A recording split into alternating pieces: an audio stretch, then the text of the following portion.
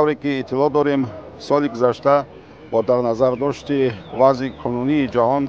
қонуни нави ҷумҳурии Тоҷикистон дар бораи ӯҳдадории умумии ҳарбӣ қабул гардид, ки як қатор талаботҳоро барои шаҳрвандони ҷумҳурии Тоҷикистон пешбинӣ намуд. аз ҷумла дар асоси қонуни мазкур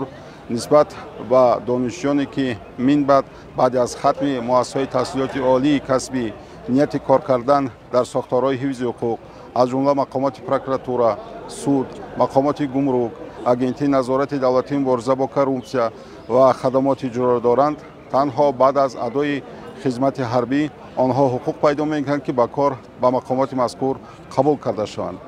ва дар заминаи дастуру супоришҳои роҳбари давлат, асосгузори сулҳу ваҳдати миллӣ, пешвои миллат муҳтарам Эмомалӣ Раҳмон дар тамоми шаҳру ноҳияҳои мамлакат корҳои ташвиқотиву тарғиботӣ ба мақсади ҷалби ҷавонон ба сафи қувваҳои мусаллаҳ идома дорад ва ба мақсади иҷрои қонуни ҷумҳурии Тоҷикистон дар бораи ӯҳдадории умумии ҳарбӣ бояд гуфт, ки бори нахуст дар ҷумҳурии Тоҷикистон аз ҷумлаи теъдоди зиёди донишҷӯёни факултети ҳуқуқшуносии Донишгоҳи Миллии Тоҷикистон азму иродаи мустақилона изҳор карда шуд барои хизмат дар сафи қувваҳои мусаллаҳи ҷумҳурии Тоҷикистон. дар асоси аризаи ин довталабон, яъне беш аз 100 нафар хатмкунандагони факултети ҳуқуқшуносӣ имрӯз имкон пайдо мекунанд, ки ба сафи қувваҳои мусаллаҳ ҷалб кунанд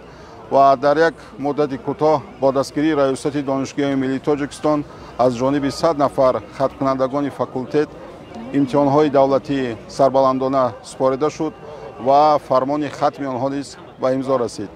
ва онҳо ҳамчун шаҳрвандони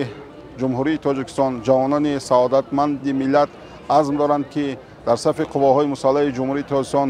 хизмат намоянд ва барои ҳифзи марзу буми ҷумҳурии Тоҷикистон хизмат намоянд ва боварии комил дорем, ки ин иқдоми хатмкунандагони Донишгоҳи Миллӣ факултети ҳуқуқшуносӣ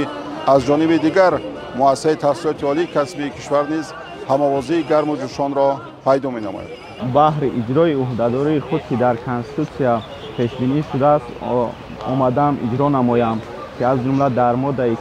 43 конститутсияи ҷумҳурии Тоҷикистон омадааст, ки ҳифзи ватан, ҳимояи манфиатҳои давлат, таҳкими истиқлолият, амният ва иқтидори мудофиавии он вазифаи ҳар як шаҳрванд мебошад.